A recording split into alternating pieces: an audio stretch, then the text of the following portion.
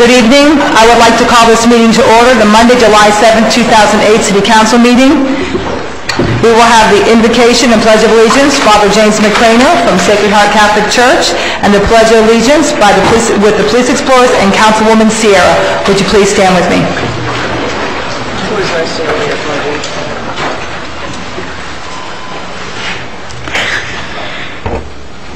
God our Father, you have said to us through your Son that wherever two or three are gathered in your name, that you are in our midst. We take a moment to recognize your presence among us, though unseen. We ask you to watch over all those we love, wherever they are, to guard and to guide, to protect and to defend. We ask you especially, Heavenly Father, to watch over these, our elected officials, as they set about the great task set before them, that truth and justice guide them in their work. Let there be harmony without resentment, cooperation without obligation, and the ability to weigh each subject on its own merits.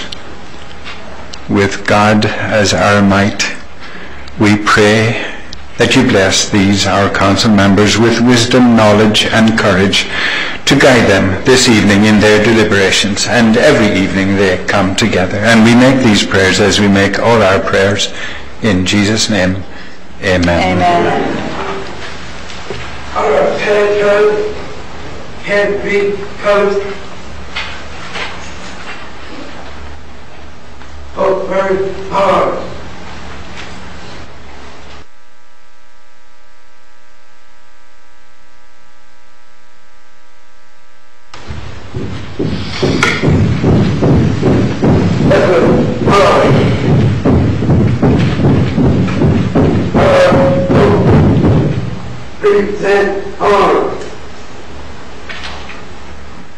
Kindly join me in pledging our flag. Pledge allegiance to the flag of the United States of America and to the republic for which it stands, one nation, under God, indivisible, with liberty and justice for all. For their arms. Right face. So very hard.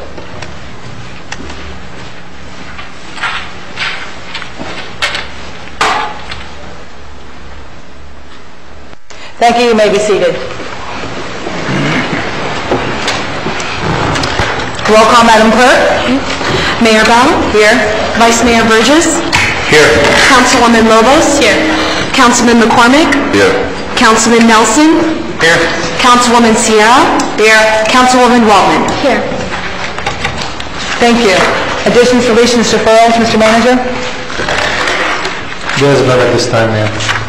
Thank you. I'm going to change the order of presentations for just a moment, and we're going to have a presentations by the manager and some members of the police department.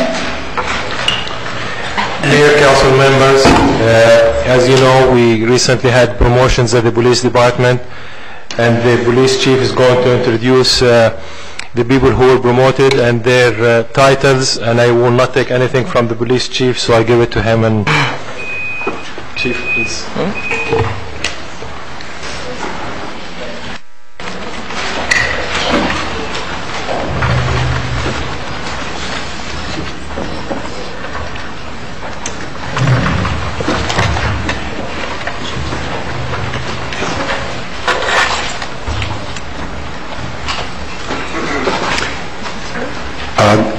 Good afternoon, Mayor, Council, and the viewing audience, and all that's here today. Tonight is a very special night in its own way, and not to prolong the night, but just wanted to share with the audience and also with the Mayor and Council the new promotion that we did effective today. What I want to do, first of all, I want to thank the Mayor and Council, also and especially City Manager and Marcia Heath for allowing me to make the promotions, based on the fact that we lost a lot of people in the last year, but especially in the last couple of months, we lost some of our command staff, in order to run an effective police department, we have to make sure that we have adequate people in place to make sure everything runs properly. So I'm saying that to say this. Tonight we have, and if I could have Lizanne Deegans come forward. Lizanne? Believe it or not, Lizanne Deegan was one of our police explorers back before she became a dispatcher back in 1998. She went to police academy in 1992, and in 1993 she became a full-time police officer. She was assigned to the detective division in 1999. She worked in the narcotics section, and I'm not going to go into everything that she did, but I can tell you right now she's one of the outstanding police officers we have in the department. She's been with us for, this is going on her 21st year with Homestead PD. And tonight, even though she already has a badge, we want to recognize her tonight as being one of our supervisors, a sergeant on the midnight shift, Sergeant Lizanne Deegan.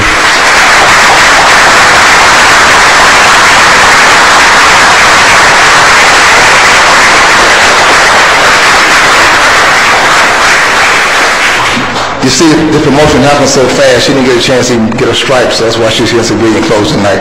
So she didn't even know what was going on. You know, we always try to surprise the people, but we also try to get the best people. Secondly, Sheila.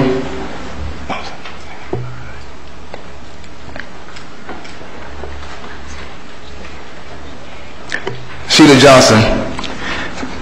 Another history here for Homestead PD. She started here as a complaint officer back in 1986. She became a dispatcher in the same year, 1986, but it was almost 10 months later. Now, we're talking about people who has a longevity with the department, and Sergeant Deegan and Lieutenant Sheila Johnson has longevity. She became a reserve officer in 1998. And in 1989, she became a full-time police officer. She became a detective in 1993, even though, 1993 she became a detective. 1999, she transferred from SOS detective to the detective division working cases. In June of 2003, she became a uniformed sergeant. And tonight, she's been promoted to uniform lieutenant, and again, I'm sorry, she's still on midnight shift, but we love her still. And I always tell them, that midnight shift is so important because when everybody's sleeping, believe it or not, the whole city of Homestead is in her hands. So I always remind her that. Also, believe it or not, she's on 23 years.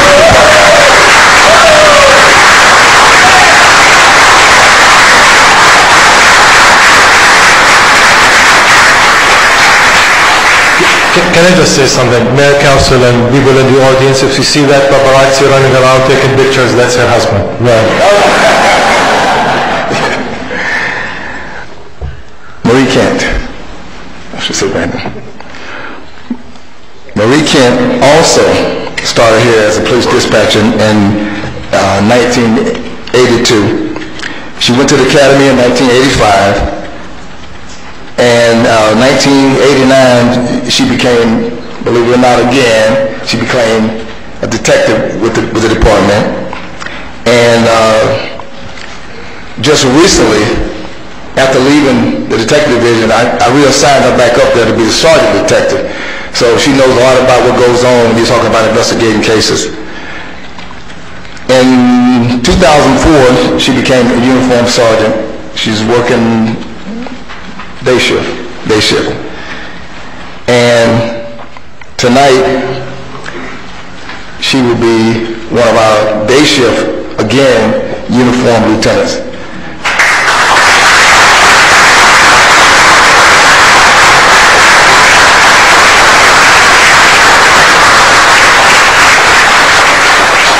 And she too has 26 years with the City of Homestead Police Department. So again, the longevity is unbelievable. And the females are definitely taking over. There's a theme. Kevin Kent. Where will you stand up here? Kevin Kent is going to his 28th year with Homestead PD. He started in 1981. He became a K-9 officer in 1982 in uniform. He was assigned in 1989 as a VIN detective, promoted to sergeant in 1995, promoted to lieutenant 2004, where in the department as a lieutenant and a sergeant, he was also the K-9 supervisor as a lieutenant and also as a sergeant. And tonight, he's going to be assigned to the Investigative Services Division as a captain. I present you Captain Kevin Kent.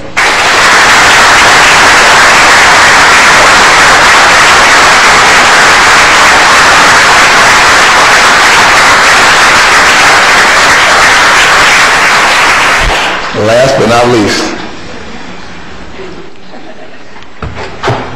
Angela Washington. She's better be careful because she's a newlywed.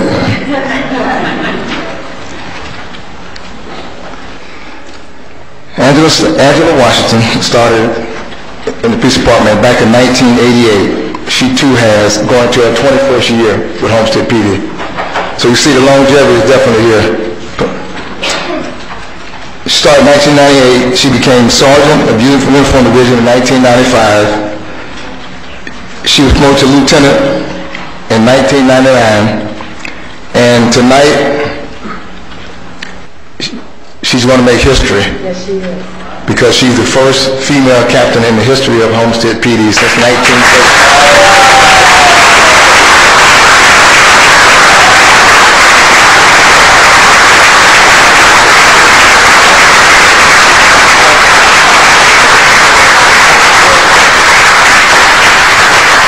So you can see why I'm so careful, you know. I mean, the women have definitely taken over.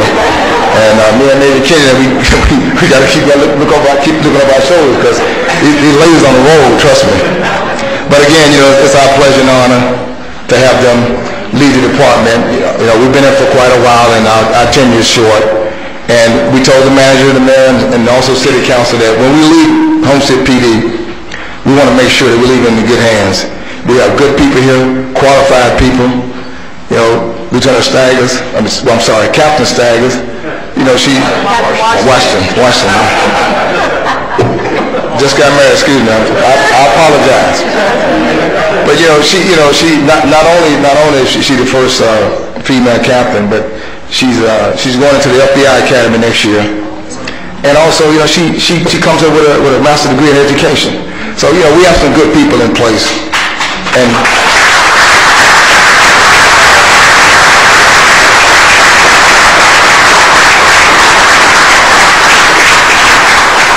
with educated people in place along with the experience and everything, I'm quite sure when I leave here next year and Major Kennedy leave here and we got a couple more captains that are leaving here next year, we're going to leave the department in good hands because all the things that, believe it or not, that we've learned in the next year and a half, they're going to have the same knowledge and education. They're going to be able to take this city forward.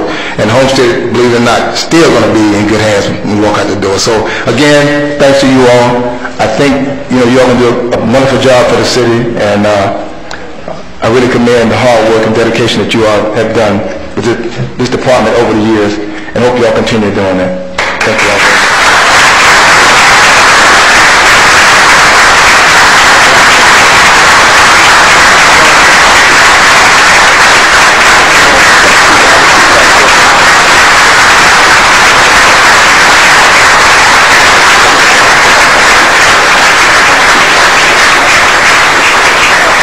Chief, I would like to know if our newly promoted officers would like to say a few words. Let's let them speak first.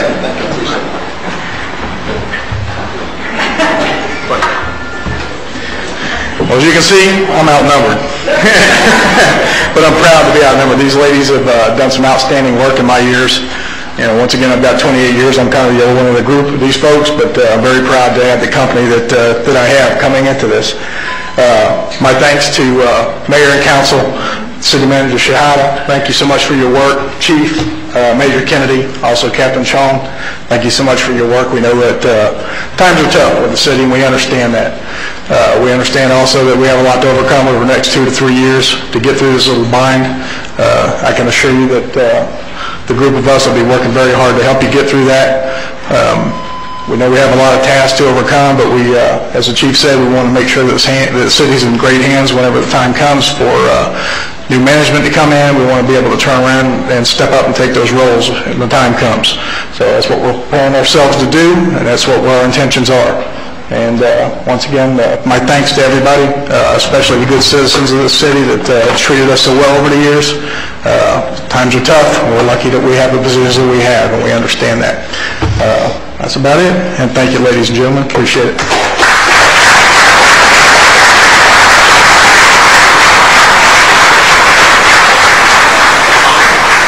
Captain, go ahead. Speak to Liz-Ann. Speak to the ladies. Hi, I just want to tell everybody thank you, and especially the other guys and girls that support us, DB, Uniform Patrol, all the support staff. You guys are the ones that truly make us look good. And I'm not a good public speaker, so I apologize, I'm nervous. And thanks to the council and the city manager and the command staff. And look out, we're the next command staff. Thank you.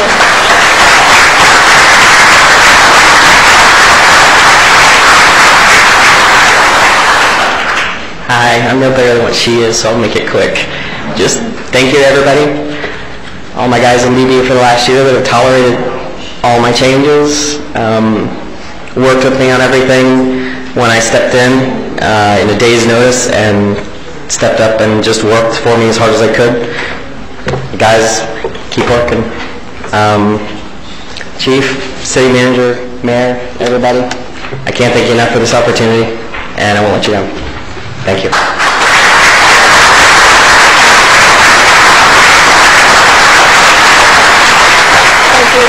I just want to say thank you to the mayor and council, the chief, command staff, obviously the explorers, and my unit, the narcotics unit. It's easy to work for this department when you have. Oh, and the city manager. I'm sorry. I'm a little nervous. It's easy, like the lieutenant said, to look good when you have a bunch of people that you surround yourself with, and they make you look good. You barely. That's all I gotta say. I'm nervous.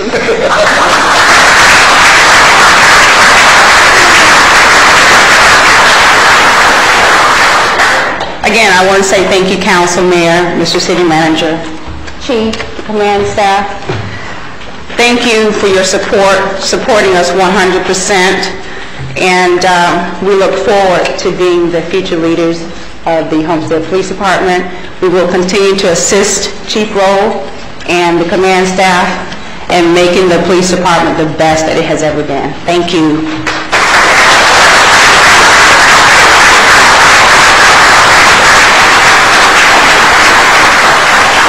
I want to thank you, Chief Roll, thank you, Major Kennedy, thank you for what you do in the Homestead Police Department. And I want to state unequivocally that whether I'm talking to somebody in law enforcement on the federal level, the state level, or the county level, they never cease to speak so highly of the Homestead Police Department, on how cooperative the Homestead PD is with every single department and how successful this department is. So I want to commend them, and I think this is a good example. What you see before us this evening is a good example of the men and women of the Homestead Police Force. And I do think it's very ironic and just so great that you see 4 out of 5 of these promotees are female, and while it's great that they're female, I will say, and I always state this unequivocally, I'm thrilled that they're female, but I know that they're promoted because of their qualifications, and that's what it's about. And I want to thank you so much for what you all do, and Godspeed. It's going to be wonderful. Thank you.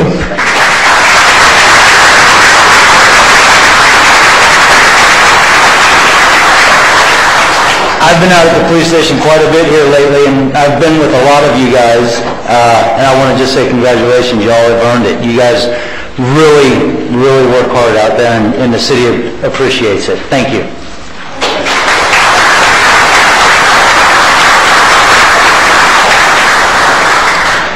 Mayor and Council, I'll just be very brief. Yeah, the other day I went to lunch with the people who promoted the chief and Scott Kennedy. And believe it or not, it took me about 15 minutes to realize 4 of the people who were promoted were women and 1 was a man. But like the mayor referred to earlier, everything was done based on qualifications. So these are the 5 disqualified people for the positions. So congratulations, and I'm sure you will do a great job like you did in the past. And we will give you the support you need to do your job right. You notice the names Kevin and Marie Kent. Yes, they are wife and husband. And actually, I asked them the other day, I said, when you fight, do you agree to put your guns aside? They said no, because they never work at the same shift, so they never see each other.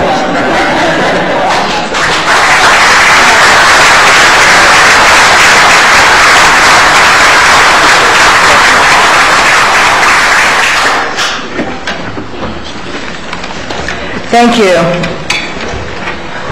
We now have the city financial statement report presentation with Jerry Chioka, Councilwoman Lobos.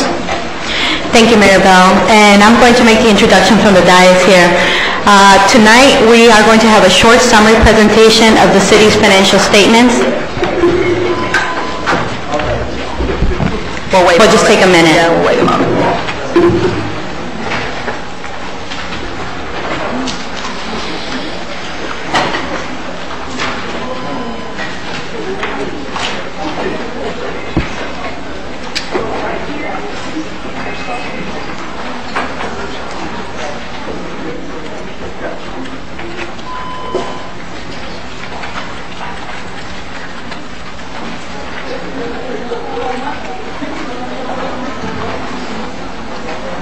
Okay, I think we can proceed.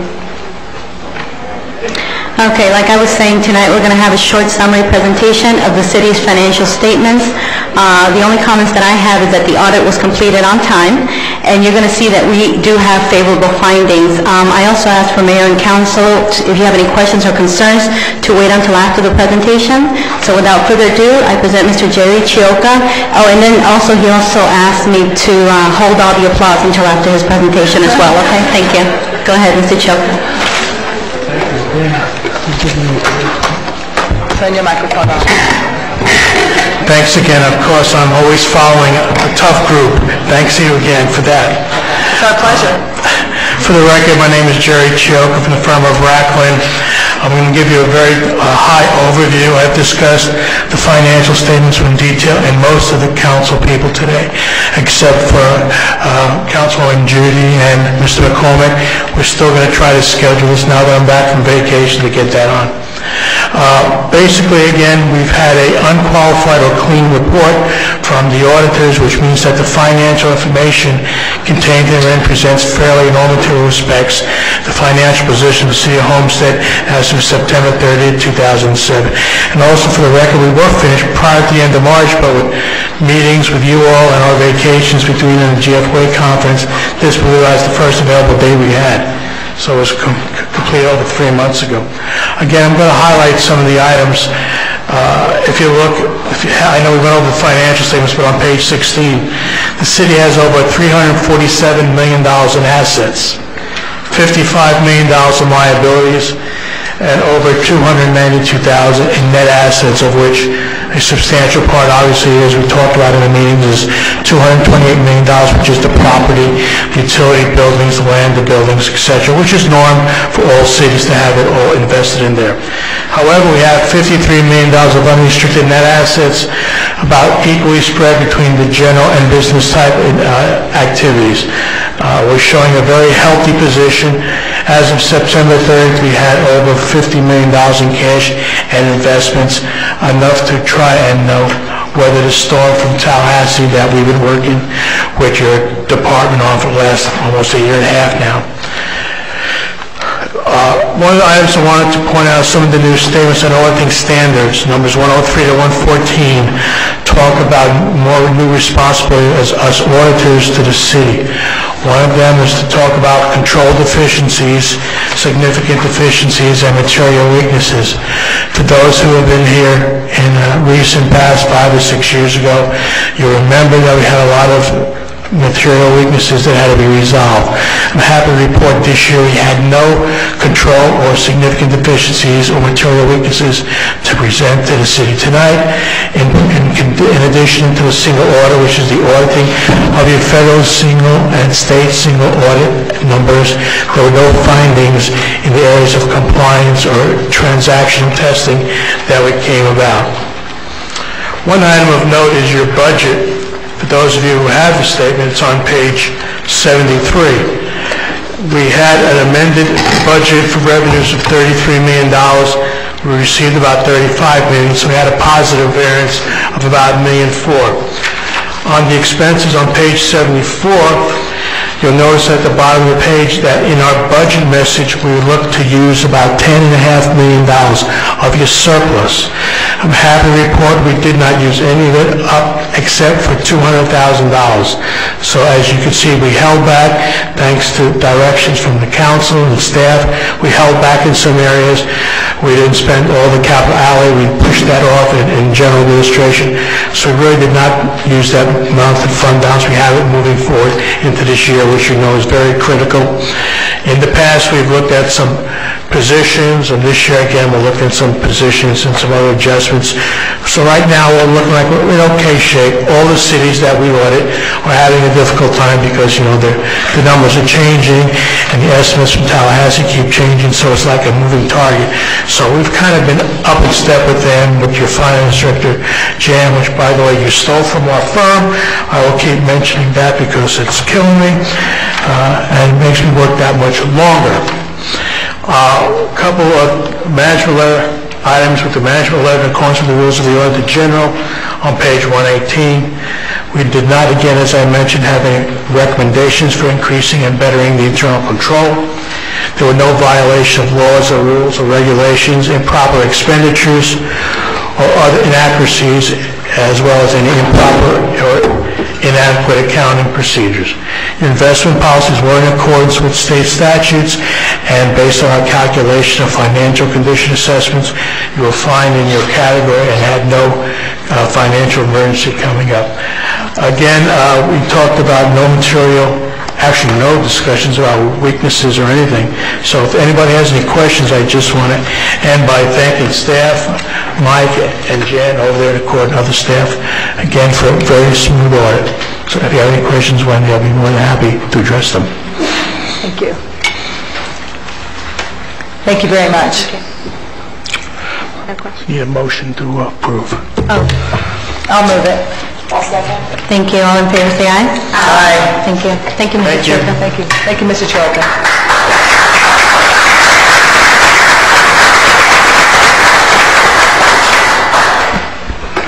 Another successful audit. Looks very, very good for the city of Homestead. Thank you. Thank you for your work. Mr. Manager? Jerry, before you leave, Jerry's been doing audits for us for a while now, and I really want to just say thank you to you and to your staff. You guys are doing a great job.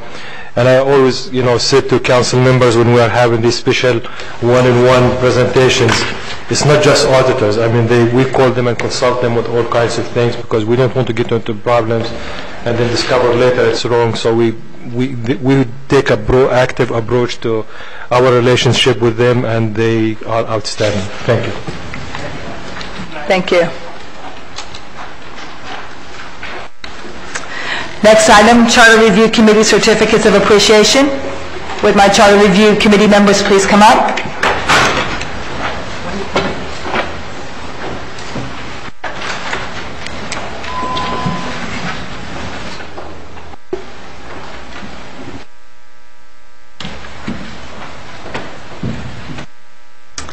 We have certificates to present to our Charter Review Committee members. We have two members that could not be with us this evening. David Payton has a prior commitment, and I got a call this afternoon from Kevin Sullivan, who is taking care of a great-grandchild out of the state, and he just said, and I said, well, let's see, what would you rather do, be taking care of a great-grandchild or be in the city of Homestead? So we quite understand.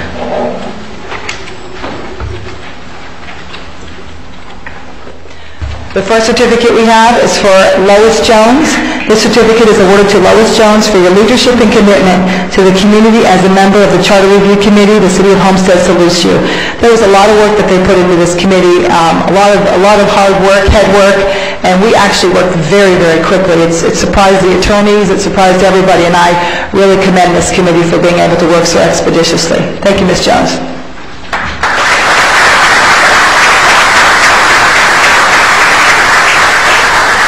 Councilwoman Lobos was the co-chair also with me on the Charter Review Committee, and we were ex officio. We didn't actually have a vote.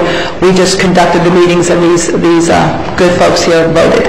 The next one is Certificate of Appreciation. The certificate is awarded to Elvis Maldonado, also for your leadership and commitment. And the City of Homestead also salutes you, Mr. Maldonado. Thank you.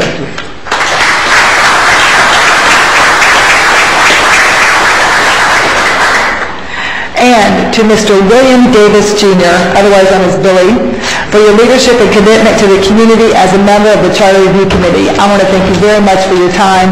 Great input on your part as well. Thank you so much, Billy.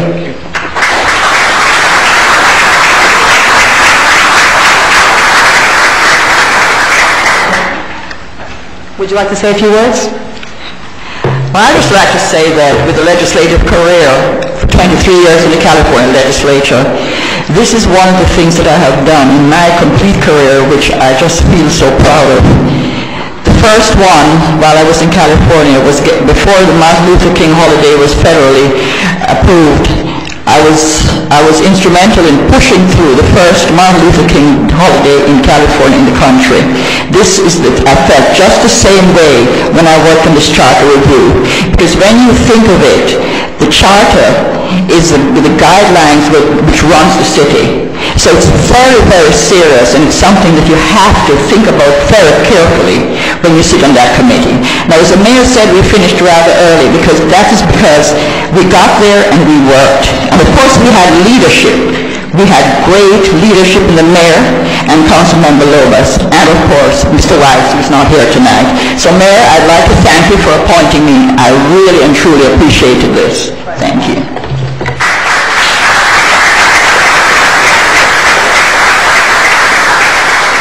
Just take a minute. I wanted to give thanks for the opportunity as well, Mayor and Council, and for the City of Homestead for giving us the opportunity, giving me this opportunity to partake of something that's so important within our city. I know what we did here was set a statement for what is to come in the future of Homestead. I know great things are heading this way. We have a great council, great staff, and I see the city going in the right direction. So, like I said in the beginning, anything I could do to help the city move forward, I will work on it very hard, and was very appreciative of the opportunity to be here. So once again, I just want to thank you for this. Thank you.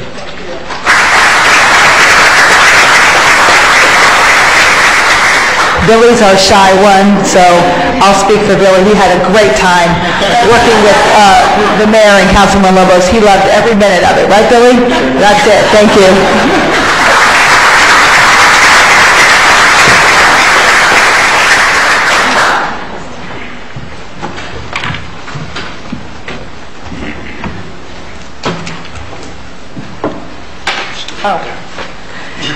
Outstanding Achievement Awards presentation to Christina Brea. He's staying right here.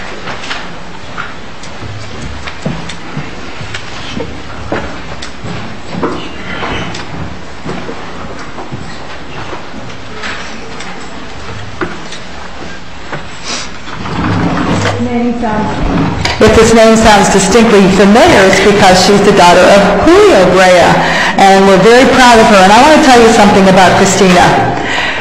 Christina is getting a plaque this evening based on her outstanding athletic performance, athletic and academic achievements, and I want to tell you something about her.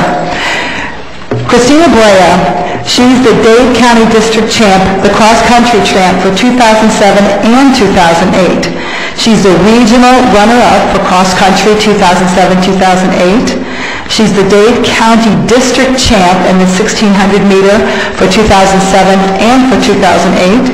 She's the Dade County District Champ for the 3,200 meter for 2007 and 2008. She's the Dade County District Champ for the high jump for 2007-2008. She's the regional champ for the 3,200 meter for 2007, regional runner-up for the 3,200 meter 2008. She's the state finalist for the 3,200 meter for 2007 and for 2008. She's the state finalist. You see a recurring theme here? She's a state finalist in the 1,600 meter for 2007 and a state finalist for the high jump for 2008. She's also received the All-Dade First Team, these are Miami Herald Awards, by the way, All-Dade First Team for cross country in 2007 and 2008, All-Dade Second Team for track for 2007 and 2008, and she's the Miami Herald Top 5 finalist for the Female Athlete of the Year for 2008. And on top of that, this is what we call a scholar athlete. If that wasn't enough for everybody in this room, but that wasn't enough, on the academic side, she has a 4.70 GPA. She's a member of the National Honor Society, the Math Honor Society, and the Spanish Honor Society, and I would love to know what she does in her spare time. We want to just give this presentation and give honor to Christina Brea.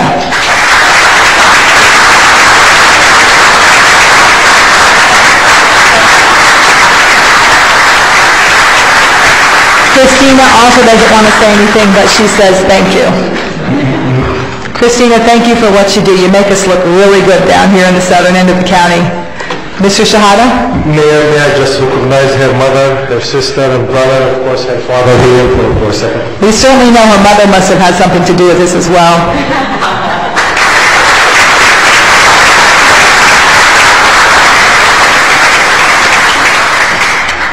Thank you. Now at this time, I would like to bring up and present to you Circuit Court Judge candidate Mario Garcia. And Mario Garcia is not just a friend to me, he's a friend of this community. And I'd like to bring him up right now, and he's going to take a few minutes. Come on up. Here comes the judge.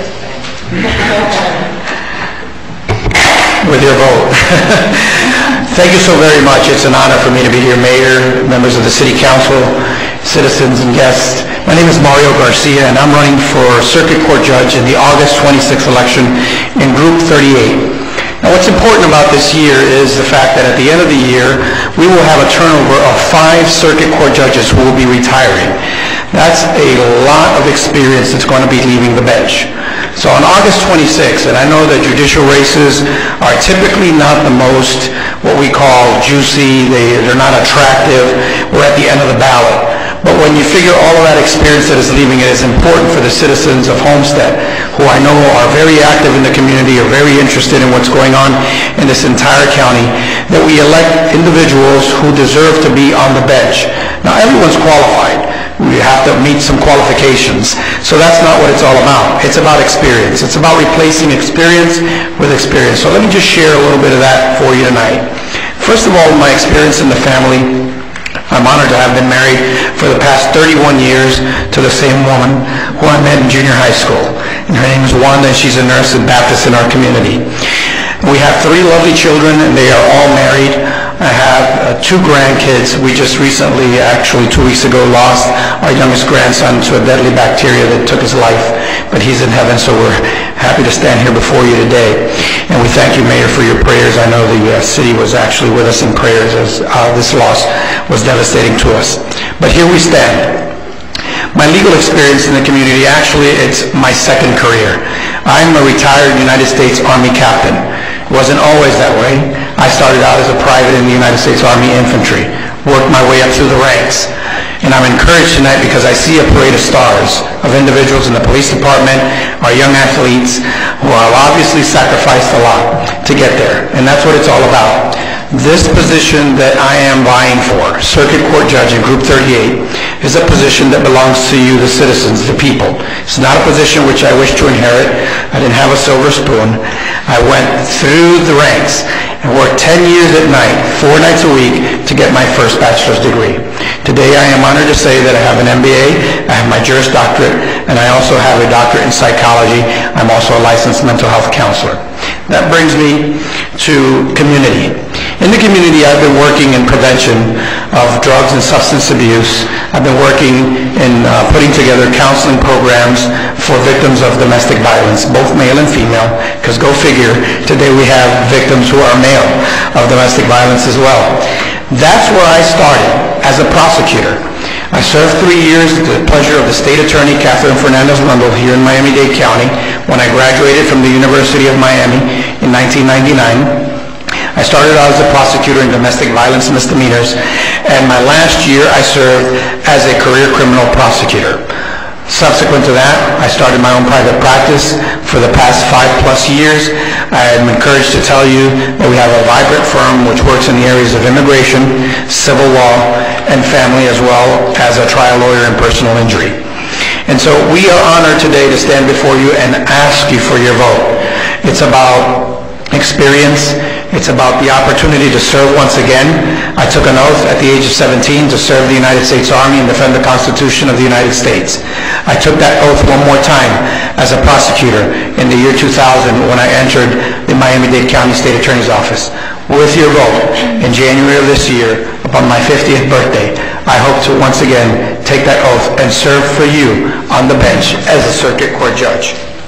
I am proud to say that I am endorsed by the League of Prosecutors here in Miami-Dade County, but the greatest endorsement that I can receive is from you, the people. I would be honored to ask for your vote. For more information, you can see our website, mariogarcia.net. Thank you, and God bless. Thank you very much, Mario.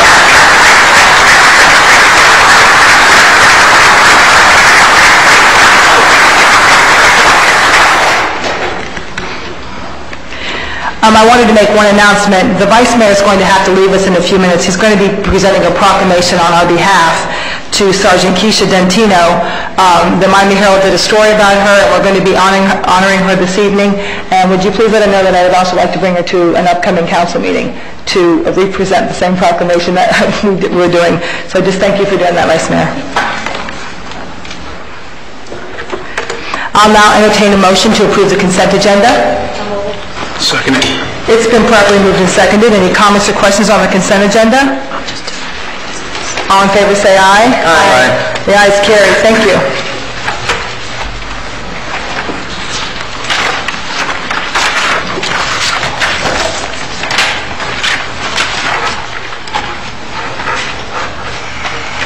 Public hearings? Yes, Madam Mayor. This is the quasi-judicial public hearing section of the meeting. Please be advised that the following items on the agenda are quasi-judicial in nature. If you wish to comment upon any of these items, please indicate the item number you would like to address when the announcement regarding the quasi-judicial item is made. An opportunity for persons to speak on each item will be made available after the applicant and staff have made their presentations on each item. Swearing in. All testimony, including public testimony and evidence, will be made under oath or affirmation. Additionally, each person who gives testimony may be subject to cross-examination. If you do not wish to be either cross-examined or sworn, your testimony will be given its due weight. The general public will not be permitted to cross-examine witnesses, but the public may request the council to ask questions of staff or witnesses on their behalf. The full agenda packet on each item is hereby entered into the record. Persons representing organizations must present evidence of their authority to speak for the organization. Further details of the quasi-judicial procedures may be obtained from the clerk. In accordance with Code Section 2-591, lobbyists must register before addressing the council on any of the following items. At this time, council members must disclose any ex parte communications concerning any items on the agenda. Yes, I just, in the audience before the council meeting, had a very brief conversation on second reading, item A, tab 10. Any other disclosures? At this time, the clerk will swear in any persons who wish to testify on any quasi-judicial item. Please stand and raise your right hand. I state your name. Hereby swear or affirm that the information I present shall be the truth and nothing but the truth. So help me God. Thank you.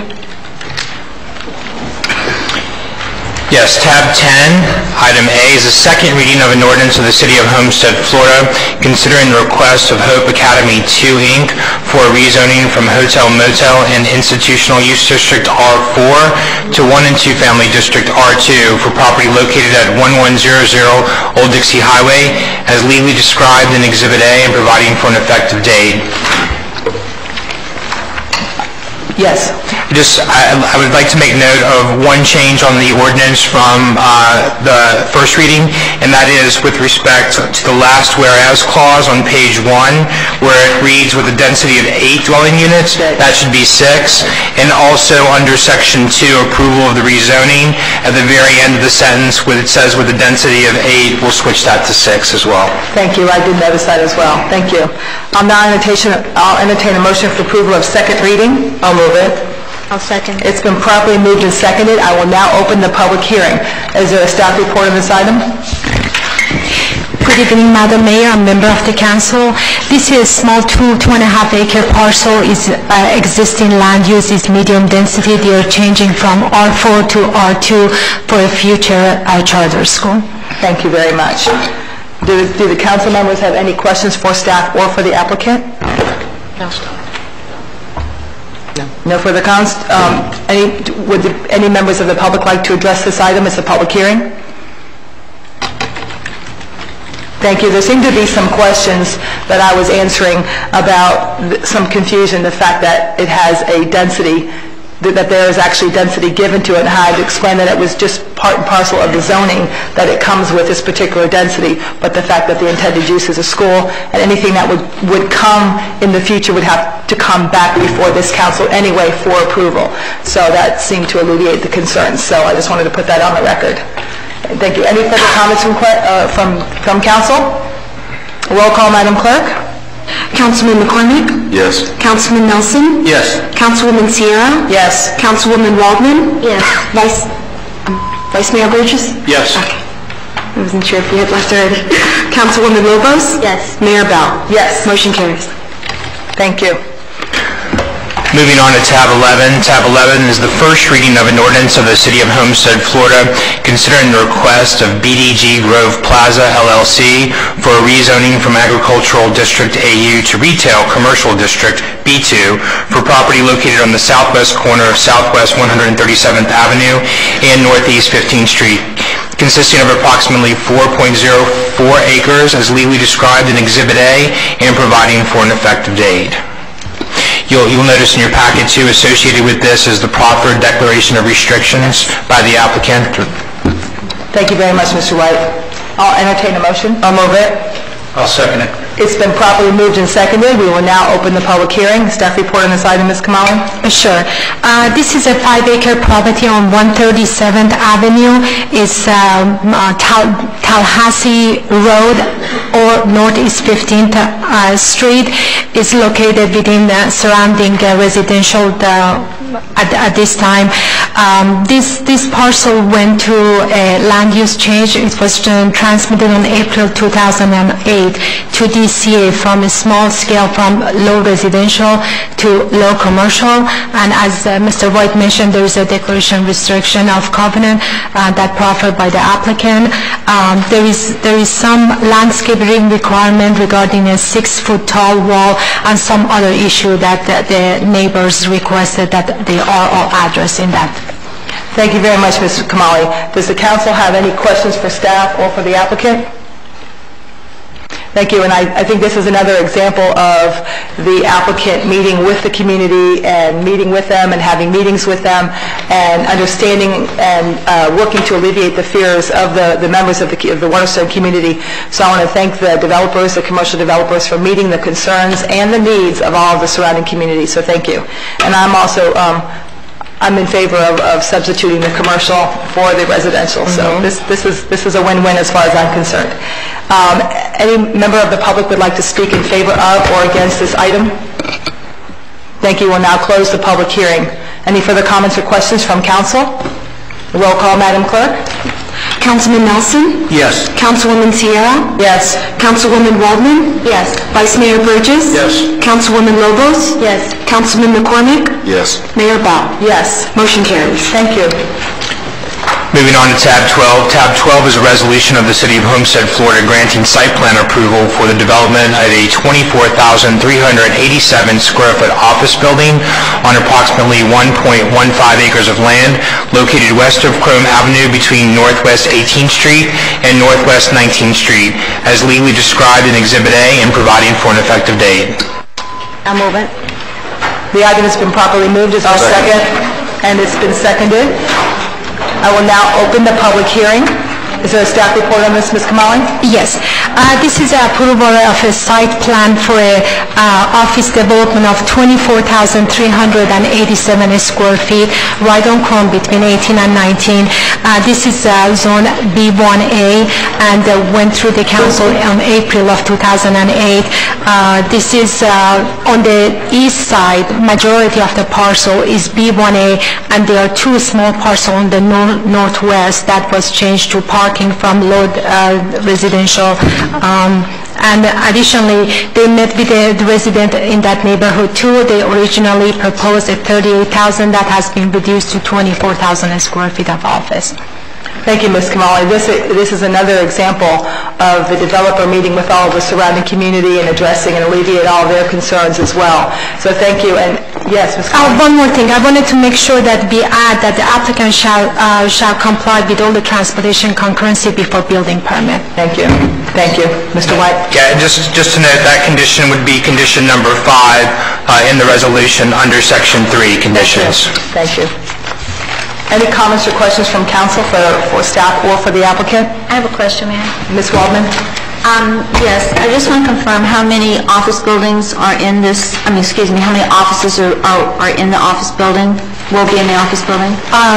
I have the square footage. It's 24,387 square feet. Didn't we say at the last hearing, wasn't there an approximation? What it was 3 stories and it was reduced to 2 stories. That was the concern. No, but that's not, I remember asking directly how many offices you planned on having in the building. Daryl Cordino, 24. 24? Yeah, and the address is 8885 Southwest 196 Terrace. Daryl Cordino. Yeah, there'll be 24 suites. Okay, thank you. Thank you. Any further questions? Comments from council? Any comments or questions from the public? This is a public hearing. Jen? Good afternoon, Mayor, members of the council. Jen Helms, 166 Northwest 19th Street, resident this evening. Got the resident hat on. Just wanted to come forward. I know how you all enjoy to hear positive things from the public, especially when it's going into our neighborhood. Mr. Cordino met with the neighbors twice. The first meeting, we had a little bit of a discussion on the height of the building. He came back with a shorter building. It's even been reduced in square footage now to what it was when we saw it the second time. The responses that I got via the second time were pretty positive. They were much happier from the 3-story to the 2-story. So I just wanted to say Mr. Cordino did a very good job, and I don't think we're as put out as we would have been with the 3-story. I think it would fit. I think it fits better in the neighborhood than what could have been there. So thank you. Thank you, and it's actually very lovely. The site plan looks beautiful. Thank you. Any further comments or questions from council? Mayor Bell, I have a comment. Ms. Lobos? We don't have any comments for the previous applicant or this one. I think that we remember that we've had these applicants before us, and we actually had lengthy discussions, and most of it was a reflection of what the residents in those communities wanted. The restrictive covenants, the amended site plans, the revised site plans, all of this is a direct result of the community coming out and expressing their desires to see what they want in their community, and of course us wanting to make sure that we have the best product in those areas. So I also commend you. I mean, this is what happens when you meet with the community and you understand that they're not trying to be difficult with the developers, but they have an investment in that immediate area, and so it's in their best interest to have the most beautiful project that they can in compromising with a developer when it comes to their own communities. Thank you. Thank you very much, Councilwoman. We'll now close the public hearing. Roll call, Madam Clerk. Okay. Councilwoman Waldman? No. Councilwoman Lobos? Yes. Councilman McCormick? Yes. Councilwoman Sierra? Yes. Councilman Nelson? Yes. Mayor Bell? Yes. Motion carries. Thank you. Moving on to tab 13, Tab 13 is a resolution of the City of Homestead, Florida, granting site plan approval for the development of a 2,619 square foot office and warehouse building on approximately 0.17 acres of land located at 221 North Flagler Avenue as legally described in Exhibit A and providing for an effective date. Thank you. I'll now open the public hearing. Is there a staff report on this item? Yes. It's been properly moved. Is there a second? Second. It's been properly moved and seconded. Staff report, Ms. Kamali. Sure. This is a site plan approval for a 2,619 square feet of industrial warehouse use. The existing zoning is B3, the future land use TMU, which allows a B3 and allows this use. The applicant requested administrative variance that was granted in November of 2007, and additionally administrative variance for the front parking for the parcel. Thank you. Any comments or questions for staff or for the applicant from council? This is a public hearing. Any speakers in favor of or against this application? Thank you very much. We'll now close the public hearing. Roll call, Madam Clerk. Councilwoman Lobos? Yes. Councilman McCormick? Yes. Councilman Nelson? Yes. Councilwoman Sierra? Yes. Councilwoman Waldman? Yes. Mayor Bell? Yes. Motion carries. Thank you. Moving on to last and final item under the quasi-agenda is a resolution, tab 14, a resolution of the City of Homestead, Florida, granting site plan approval for the development of a 7,009 square foot restaurant building on approximately 1.15 acres of land located within the Villas at Portofino East Commercial Development, north of 312th Street and east of Southwest 152nd Avenue, as legally described in Exhibit A and providing for an effective date. Thank you. I'll entertain a motion for approval. I'll move it. It's been properly moved. Is there a second? I'll second. It's been properly moved and seconded. We'll now open the public hearing. Staff report on this item. Sure. This project is located within Villa Portofino East Commercial and is for a restaurant located at parcel. Seats 258 persons, and additionally there is a share parking agreement that was requested to meet the minimum requirement for their parking, which is attached.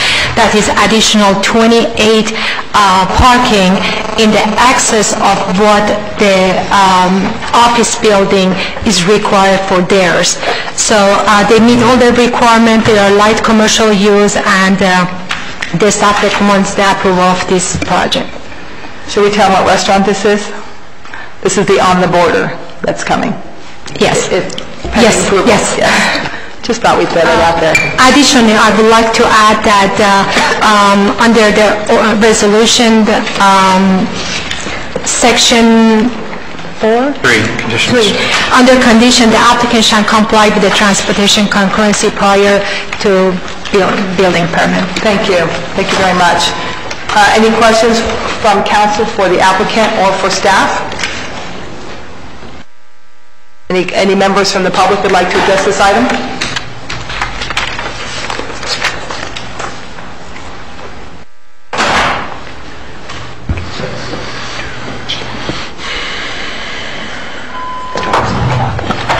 Madam Mayor, members of council, members of staff, my name is Eric Geen, 450 Southeast 22 Lane, here in the city of Homestead.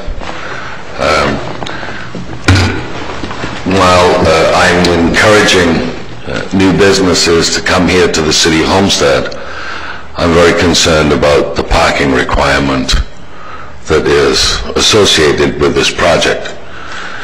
This parcel of land with the size of a restaurant on it will only allow some 35 or 40 parking spaces.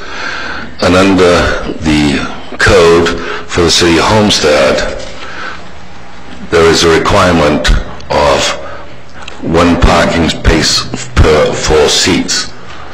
I understand that this restaurant is going to have some 260 seats, and that the parking requirement or shared parking that has been identified is approximately 50% of the requirement. Kingman Road and Campbell Drive is really confused with the the amount of parking and the amount of traffic that is going on there. And this shared parking, I don't believe, should be allowed for a parcel of land. It is my understanding that the parcel is not available to include the number of spots that are allocated for the number of seats. Shared parking is something that I'm not very familiar with, but I do know this, that if I asked my neighbor to share their parking spot with me in the residence that I live in, it probably wouldn't happen. So if the city has identified a parcel of land and a restaurant to go on it with a required number of spots, I believe that should fall under what the city codes have identified. Thank you. Thank you.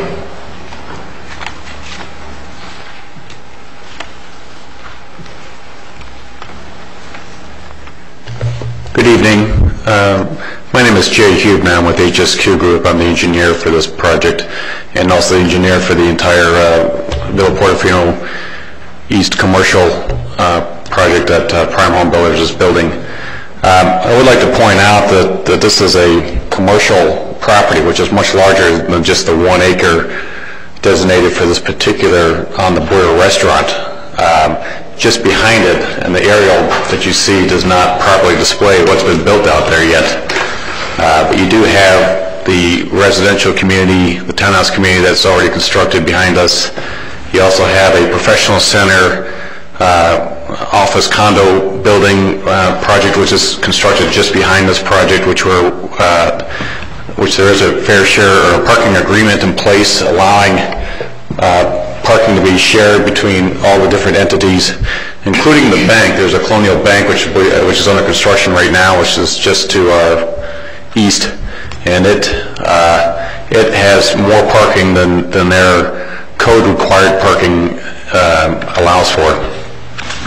There was a parking study done by Kinley Horn, our traffic consultant, and if you go by code, based on the professional center which is already constructed, the Colonial Bank which is under construction, and on the border, the number of parking stalls required would be 274 parking stalls for all those entities to operate at the same time.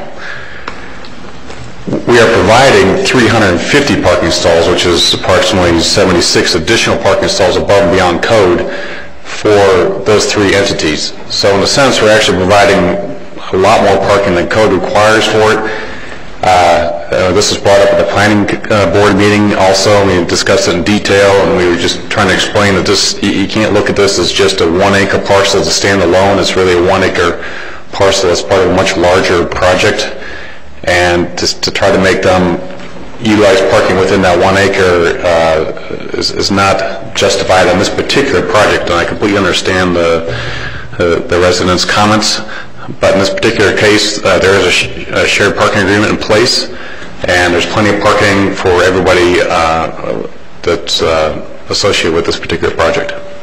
Thank you. And I understood that the 28 spaces that are being showed are excess spaces, so we're not taking an additional 28 spaces away. It's a shared excess parking. I mean, when I was reading the minutes and the notes, that's what it stated. Right. The professional center today has 79 excess parking stalls on their property, and we're asking for roughly 30 or so, 32 parking spaces of that to be used towards ours. That's not in kind of Colonial Bank, which has excess of approximately 25 parking stalls also.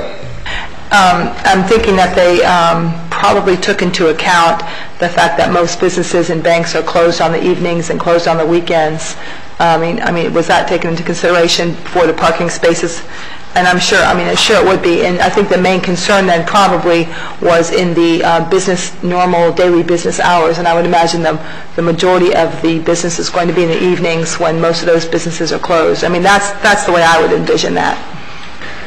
That's correct. The professional center behind us, which is an office condo, is predominantly medical.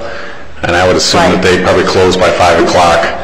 And the lunch hour rush that you probably get, we're actually hoping that you get a lot of pedestrian traffic from the hospital, from the professional center, from the residential community, that is not taking into account these parking analysis. They don't count for pedestrian traffic, which we think we'll get a lot of our business from. Thank you very much. Any comments or questions from council for the applicant? I have a question, Mayor. Mr. Nelson. Will you be, I was out there yesterday looking at the piece of land, will you be making walkways through the buffer there from one parking lot to the other? Because there was no way for people to walk through there except through the hedges, through the grass, twisting an ankle or something like that. That's correct. What's out there today is going to be modified. We're going to provide a crosswalk near the roundabout there. We actually end up losing a parking stall in there to create a designated pedestrian walkway between the two parking lots. Thank you. Thank you, Councilman Nelson. Good question. Any further comments or questions from council? Mayor Bell, I have a comment. Councilwoman Lobos? I also read the P&Z minutes, and I saw that there was a concern from Mr. Geen and one other member about shared parking. Now, the assumption of that argument would be that there's going to be crowding and not enough parking because on the border will maximize their parking lots and the office building will maximize their parking as well.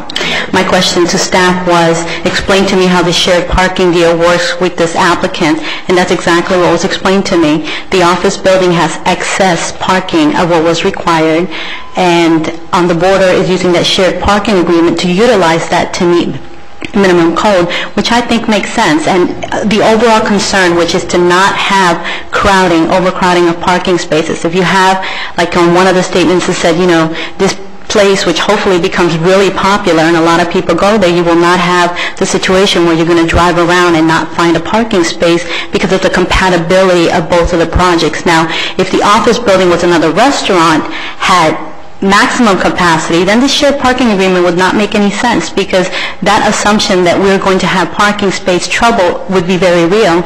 This is an office building. Excess parking spots would be complementing the restaurant, which needs that additional parking spaces. So I don't see, after all the questions I asked staff, I think that this is a good shared parking agreement. This is also common, like you mentioned, some other properties that have these shared parking agreements as well. So I don't see any problem with this application. Thank you, Councilwoman Lobos. Any further comments or questions from council? Thank you. Now close the public hearing. Roll call, Madam Clerk. Councilwoman Lobos? Yes. Councilman McCormick? Yes. Councilman Nelson? Yes. Councilwoman Sierra? Yes. Councilwoman Waldman? Yes. Mayor Bell? Yes. Motion carries. Thank you.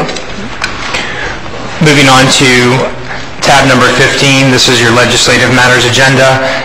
Tab 7A is a resolution of the City of Homestead, Florida, to adopt the City of Homestead 10-year water supply plan and authorizing transmittal to the Department of Community Affairs for an amendment to the comprehensive plan to strengthen coordination between water supply and local land use planning by amending the text contained in the future land use, infrastructure, conservation, intergovernmental coordination, and capital improvement elements pursuant to the provisions of the Local Government Comprehensive Planning and Land Development Regulation Act and providing for an effective date.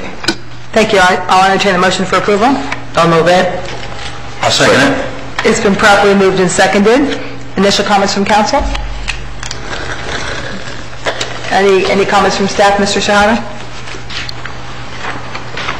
Mayor, Council, I will defer this to Sherry for comments from staff, but this is a requirement, and actually the reason I put my mic here because we have in the audience Fernando Chiraboga. Fernando, if you can stand up.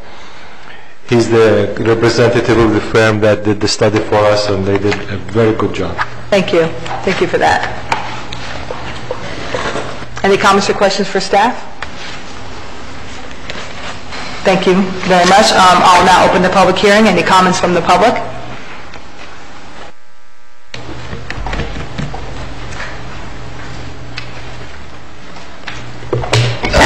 Edward Powell, 2274 Southeast 27th Drive, Homestead. I don't know if the public had the opportunity that Planning and Zoning did of getting an official copy of that 10-year report. It's rather voluminous, filled with a lot of good facts. And I probably want to get on my bandwagon about water conservation, energy conservation, people pretty much assume that when they turn a faucet, the water flows. When they turn on a switch, the light comes on. But what they need to be reminded is that you can't use something unlimited that's in limited supply, which is water, which is energy. And when I see, example, as president of our condo, and we look at our water bills, we have 1 meter for 8 units in 8 buildings. I've looked at water consumption on a monthly basis per unit that in some cases has been double the month before. And our water bill usage was 25% of our maintenance budget. And trying to get one person out of 8 who never sees a bill, because it's included in their maintenance, to be concerned is ludicrous. We chase them around. We try to give them pills to put in their toilets for leaks and stuff. And conservation. We said before in other water studies, you have to be conscious of water. When you're brushing your teeth, shut the water off. When you're putting conditioner in your hair, turn the water off for 10 minutes. There's 1,000,001 ways, if you were conscious about water use, that you could conserve. And if you look at this nice little chart prepared, in 3 years, 2 years, we're going to be over, we're not going to meet our capacity. And we're going to reduce the requirement per capita from 200 gallons per day to 175. A 12.5% reduction. Just stop. You're going to use 12.5% less. Now, who's going to do that?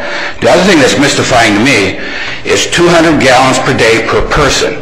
A family of 4 using 800 gallons of water, I don't see it. A family of 2, I make a pot of coffee, you do a laundry, you do a shower. If I use 50 gallons a day, that's a lot of water. 800 gallons per family, it's just amazing where that water usage is. So, my mantra is, we got to get this in front of people. We got to make them understand that we're going to run out. And what I see, the way you're going to make people really understand is their pocketbook. And like electricity rates in many, many cities, there's a ratcheting rate based on consumption. Now, if somebody had an average use, say, of 1,000 gallons a month, use that as their rate, and if suddenly it becomes 2,000, then you ratchet it, not as 1-to-1 ratio, but ratchet it at 2-to-3. That way they look at the bill and they go, wow, my bill just doubled this month, what did I do? Well, the water ran all month. So I'm proposing we take a serious look at water. This is a great plan, great study, but look at the numbers. We're going to run out in 2 years. Thank you. Thank you, Mr. Powell. Any further comments or questions from council? Mayor, may I just say something? Yes, Mr. Manager. That's exactly why the state is requiring this plan. So we have a plan what we're going to be doing with water. So it's for planning for capacity for the future. Yes, thank you. And it's a state requirement. Thank you. Roll call, Madam Clerk. Councilman McCormick? Yes. Councilman Nelson? Yes. Councilwoman Sierra? Yes. Councilwoman Baldwin? Yes. Councilwoman Lobos? Yes. Mayor Bell? Yes. Motion carries. Thank you. Moving on to tab 16. Tab 16 is a resolution of the City Council of the City of Homestead, Florida, approving a transportation proportionate fair share agreement between the City of Homestead and Master Restaurant Developers, LLC, providing for implementation and providing for an effective date. This tab is accompanies tab 14, which was the site plan approval for On the Border. This is the proportionate fair share agreement and approving resolution. I do need to note one change on this, Madam Mayor, and that is at the very top of the both in the resolution title where it says Master Restaurant Developers and also in the first whereas clause of the agreement. Master Restaurant Developers is the lessee, and actually the agreement should be between Prime Homes at Villa Portofino East Commercial Limited. So if we could just make that note. So noted. Thank you so much, Mr. White. Is there a motion for approval? I'll move it. I'll second. It's been properly moved and seconded. Initial comments from council? I'll open the public hearing. Any comments or questions from the public? Close the public hearing. Roll call, Madam Clerk. Councilman Nelson? Yes. Councilwoman Sierra? Yes. Councilwoman Waldman? Yes. Councilwoman Lobos? Yes. Councilman McCormick? Yes. Mayor Bell? Yes. Motion carries. Thank you so much. Before we go into public comments, I just wanted to make one announcement. And I really should have done this in the very beginning before we lost anybody, but who's this handsome man on this cover of this Neighbors, Miami Herald Neighbors magazine over here? I do think I read that he had a baby face. I want to congratulate and compliment Councilman McCormick on this wonderful, wonderful article in the Neighbors on the cover. I just think it was great. I want to thank you for that. And thank you. Good job. Also, you're welcome. You know, if I read something in the paper and I don't agree with it or I think it's factually flawed, I state so. So when I see something that is so well written, I want to commend the paper, and I wanted to commend the Miami Herald and Rebecca De La Gloria for the article entitled Tribute Paid to Shotgun Houses. I think this was just so well written, and it truly, even the title captured it and the article captured it, that it was symbolic of paying the tribute but saying goodbye to the past and hello to a much better future. So, I mean, if I'm going to bring to attention when I disagree with something, I am certainly going to bring it to attention when I think something has been very well done. Thank you, Ms. De La Gloria, on both counts. Thank you. Public comments. Ms. Shedd, would you? Thank you. I get a different hat this time. This is the chamber hat I'm wearing tonight. If you get your chamber mail, email blasts, that is published courtesy of my wife, Clara Waterman Powell. And you'll notice you're still getting those, and she is recuperating in Health South with a new hip. And she's sitting there with her computer in a wheelchair, and she's busily sending out all the emails with all the things going on. And it's a busy month for the chamber. Because of the 4th, the Military Affairs Committee luncheon is moved to this Thursday from last week. We're having the breakfast. The networking breakfast is this Thursday. It's going to be at the Golden Corral. And many of the council people go to that. It's a great networking. It's a lot of fun, a lot of mirth and merriment, a lot of fun. The end of the month, our monthly luncheon, the 24th, we have invited Ron Saunders, our state representative, has asked to speak at that and bring us a legislative update, similar to what Senator Bullard did here a couple of weeks ago. The big event of the year for the chamber is our expo, called Expo 08. It's going to be at the Prime Outlets, and that's Friday the 25th at 3 to 8 p.m. And all the business people encourage, if you haven't, set up a little booth, look to have a very good time there. And last but not least, the Lunch and Learn is the 15th, and that's going to be called the 15-second sales pitch. And they also refer that to as the elevator speech, but my wife said there aren't many elevators in Homestead, so they may not know what you're referring to. So it's the 15-second sales pitch. Thank you very much. Thank you very much, Mr. Powell. Business from the city manager. Mayor, council members, I have no business at this time. Thank you. Reports of the mayor and council. Councilwoman Sierra. Thank you, Mayor. I would like to thank Ms. Sheila Paul Shedd for something that we started working on prior to my actually coming on council. Having gone to elections at the villages, who hosted the Waterstone and Malibu Bay community for the last couple of elections in the last couple of years, we did realize that we were burdening that precinct, and through the diligent work of Ms. Shedd and the VRT, the voting registration team, we have actually opened a new precinct which will start in August. It will be at the Waterstone 1 Clubhouse, and I believe, Sheila, it is for Waterstone and Malibu Bay residents. Is that both of those? Thank you. That being said, one of the biggest things that was my concern during the campaign was the lack of people being registered to vote and the lack of voters going out. And this Saturday, July 12th, from 5 to 9 p.m., Pastor Campbell has created a vote outreach event. It's mostly geared towards our youth, which I think is phenomenal, getting them to understand how important their votes are. And we did hear from Mr. Mario Garcia earlier on August 26th is the next event we have to go out and vote. But this event will be this Saturday from 5 to 9 p.m. at Hope Academy, 1100 Old Dixie Highway. I would love to have some people attend that, and hopefully we'll be able to get more registered voters in our great city of Homestead. The last thing I would like to say is that I have never been so speechless as this July 4th when I had an opportunity to speak to all the people that were in attendance at our beautiful fireworks event.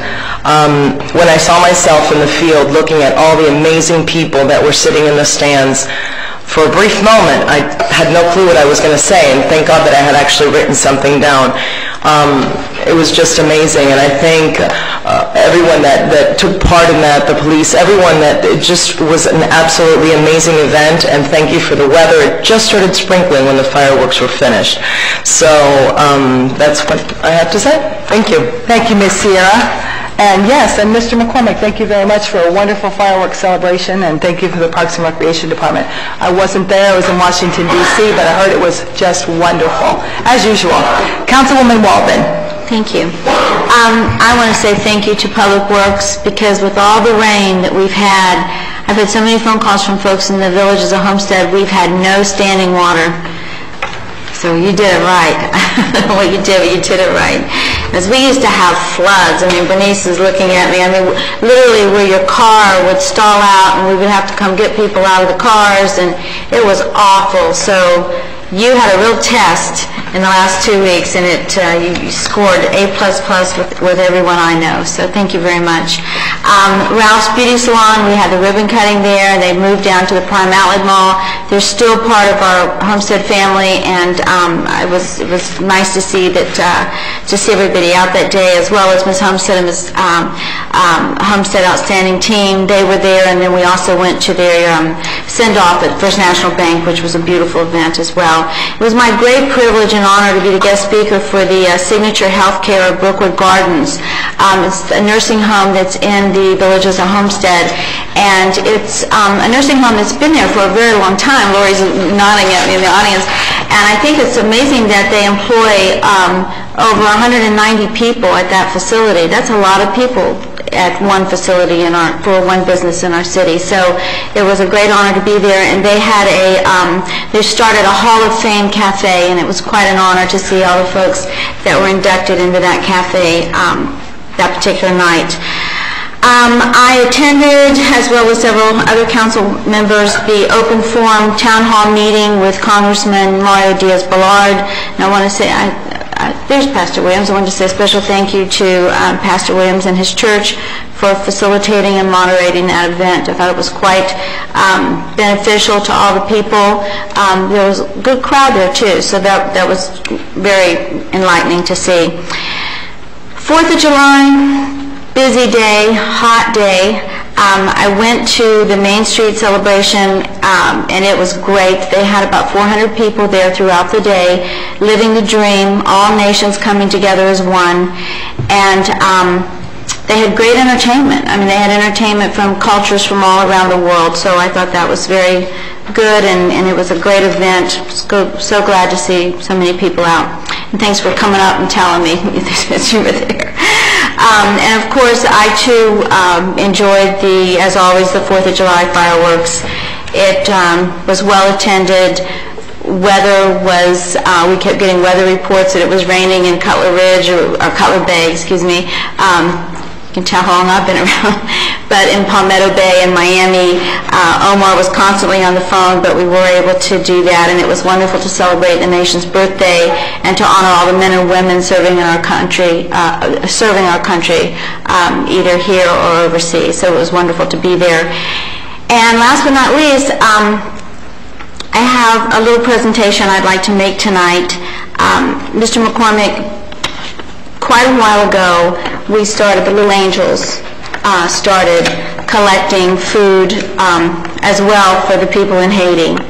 So I've had several donations made to me through the Little Angels, and on behalf of the Little Angels, I would like to present you tonight with 2,000 pounds of rice. Wow.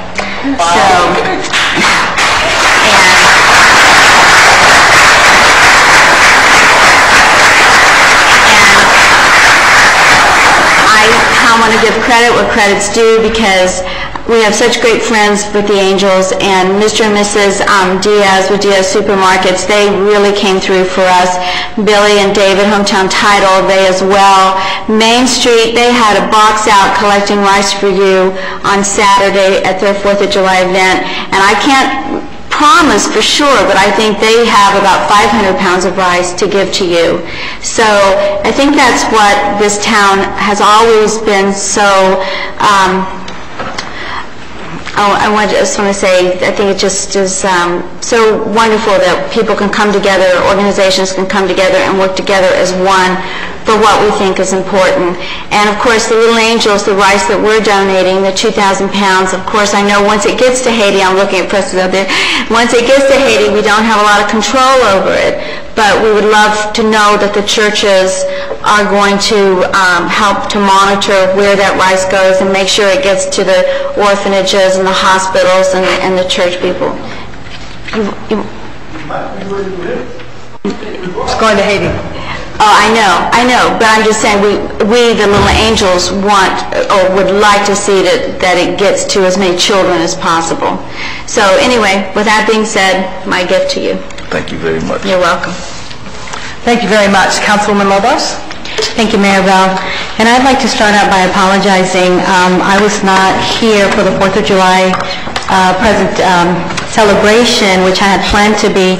My son was at a youth camp in Ridgecliff, North Carolina, and I got a phone call at midnight saying he needed more medication. So his dad said that I should have overnighted, but I wanted to deliver it myself to make sure that my baby was okay.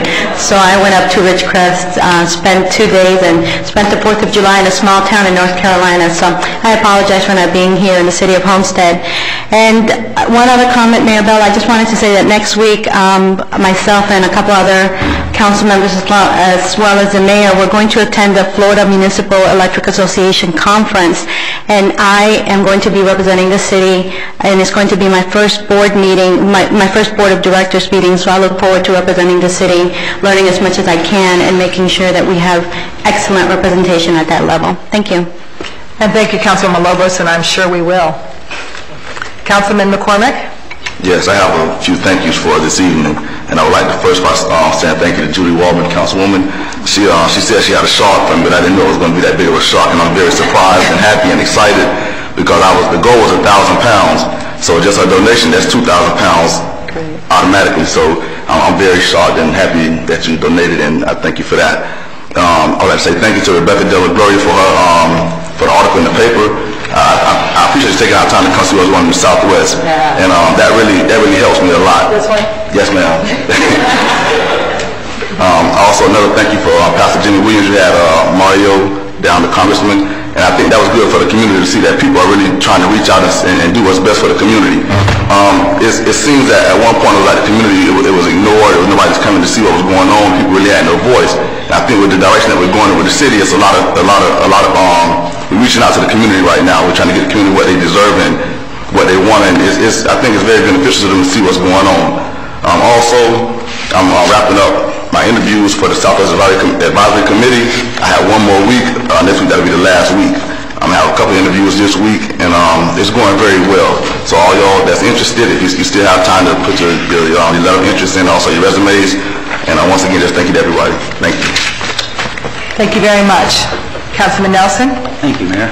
First of all, I'd like to start off by saying on Thursday, July 31st, we're going to have a town hall meeting at the Senior Center, 43 Northeast 16th Street, Homestead. Hope it's going to be from 7 to 9 p.m. Hope a lot of people can come out for that. Last week I attended the demolition of the shotgun houses with Councilman McCormick and Councilman Lobos and the mayor. It was a start of something good. I really see that area getting going, getting some development in there. I'm very positive about that. Then after that, a few of us went over to the farm show where they were handing out hurricane kits with Mayor Alvarez from Dade County, and would like to thank all of the companies who donated for that. That was a lot of food got handed out that day for hurricane kits, and the police explorers were there helping hand everything out. That's right.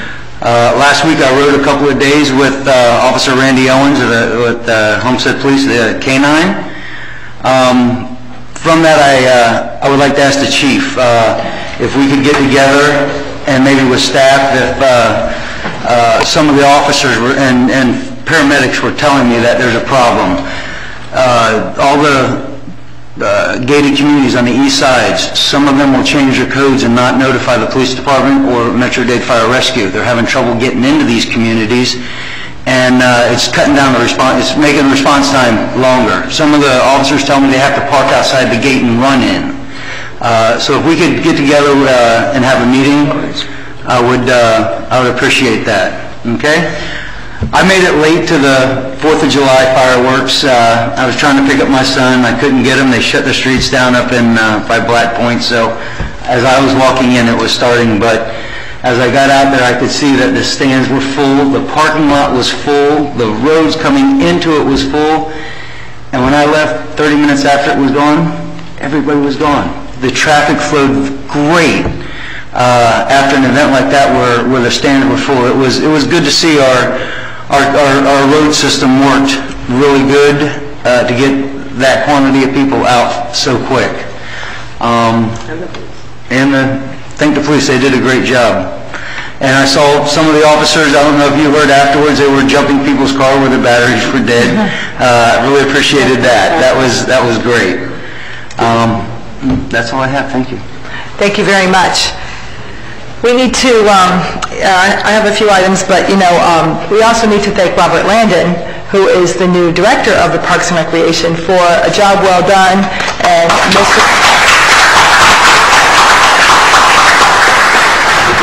stand up, Robert. Maybe everybody doesn't know who you are just yet. That's a good thing. It's Robert Landon, and he now heads up the Parks and Recreation Department, which Councilman Melvin McCormick chairs that committee. So thank you both very much for a job well done. The demolition ceremony has been discussed, and it was very exciting.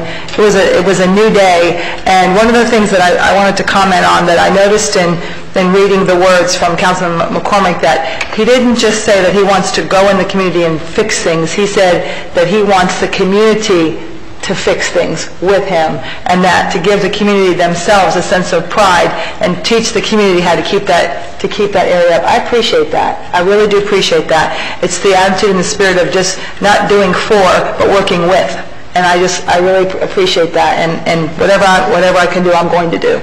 So I thank you for that. Also, I wanted to see if you noticed something. I want to thank all of council for going along with me, as well as staff. We no longer have bottled water up here. If you notice, we all have the pitchers.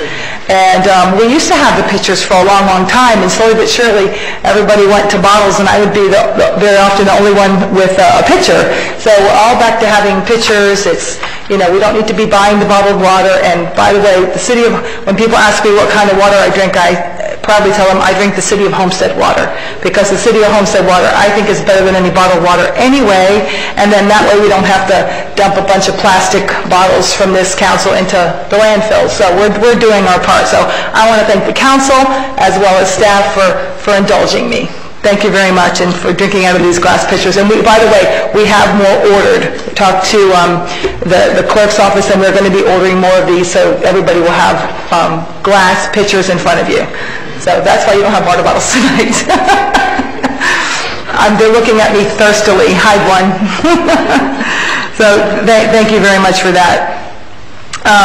Also, I received a letter, and I forgot to bring the letter with me, but when Galata, through Ms. Jones, brought council the problem of the Haitian crisis and what was happening, and this council stepped up immediately, and everybody gave $100, and we raised $700 immediately. I was told that we were the first city the first city to even contribute to the crisis in Haiti, and it was going to the mayors of Haiti to be distributed. Well, I just got a letter, and then I proceeded to send a letter through the Miami-Dade League of Cities and sent a letter out to all the other cities to ask them to do the same thing, and Melvin, Mr. McCormick, did the Rise to the Occasion, which is just so clever. Rise to the occasion. So anyway, I just got a letter in the mail the other day that one city, and I'm going to go dig the letter so I can tell you which city, collected $1,000 for Haitian relief as well. So I'm very, very excited about that, and I just wanted to share that. Okay, and on a final note, at the last council meeting, we voted in the internal auditor who came before us. Well, we had an unexpected turn of events with this particular auditor. And you see this clear acrylic gavel? Well, someone gave this to me because they said that I have great transparency in government, so that's what you're always going to get. You're always going to get the truth. The day after that she was voted in and she met with all these council members, she called with a lot of concerns, and she called Human Resources and she had concerns, and I was on my way to Mississippi and I was dealing with this on my phone going back and forth, and she had a lot of concerns about the traveling and the travel time and some other issues, and so we made an appointment for when I got back in town, and so as soon as I got back in town we sat and met, and the unfortunate thing is she did not bring up one of these concerns to not one of the interviews, and she interviewed with 6 people, and during our discussions in our interviews she didn't bring them up, and during her discussions with Human Resources she never brought them up. She waited till she was brought to the public and voted on to bring up the concerns afterwards. So we've had discussions with the agency that recommended her, and the agency that recommended her called us and said that they recognized that she was calling with concerns. She had other feelers and jobs out there, and she was asking us to wait on her if these other jobs came through for her. And so the other agency called up and they withdrew her name. So the agency that we're working with is, I'm telling you, I'm very, very proud of this agency, very pleased with their behavior, because they called us because we have to pay this agency a very large sum of money. They did not want us to pay this money to them and then have her, quit in a few months or not really want to be here. So the agency contacted Human Resources and they withdrew her name from consideration. So folks, it's like the black hole or whatever cloud we're hanging over, but we are going to get this position filled. If I have to go to agencies myself and drag them here, we're going to get this position filled. But let me tell you something. I want people to work here that want to work here. And was she absolutely qualified? Absolutely. Is she very, very bright? Absolutely. It was just a job she just didn't seem to want. So we're going to go back to the drawing board, like I said, acrylic gavel, so you guys are going to know everything that's happening. And so I will definitely keep you posted. We're back to the drawing board on this one, and I'm going to work overtime to get this position filled, as I have been, even if I have to spend, again, half an hour, 30 minutes, 40 minutes throughout the day on the telephone to get this situation resolved again. Mr. Shahada? Oh, okay. Thank you very much, and with that, all hearts are clear, and this meeting is adjourned. Thank you.